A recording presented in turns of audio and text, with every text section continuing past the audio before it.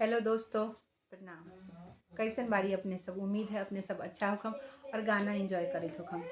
अभी अपने सबके सामने में एगो सुंदर सा जनेऊ के घी ढारी के गीत गावे जाइत बारी। अभी जनेऊ के सीजन आ गेल बा, चारों तरफ जनेऊ हो रहल बा बरुआ लोग के, और घी ढारी हो रहल बा। तो घी ढारी में का का गायल जाइबा, बाबा लोग के कहल जाइबा। तो सुनो। हरियारा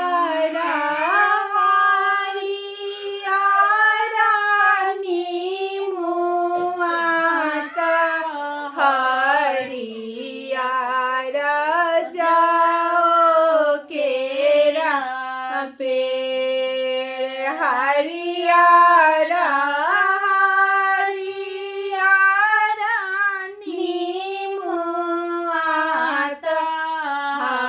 हरियारा जाओ के राखे एकाया चारा जहाँ सुनीले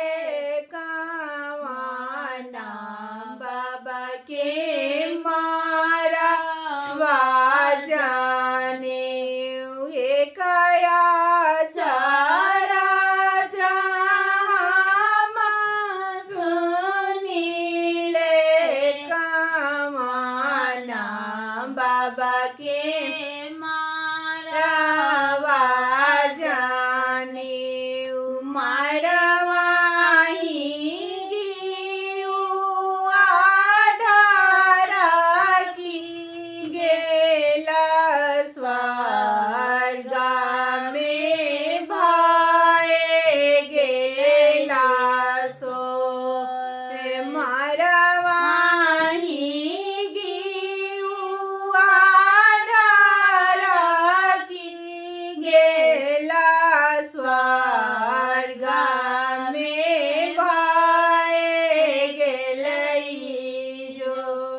स्वर्ग के देवा लोग आनंद बेलायाबे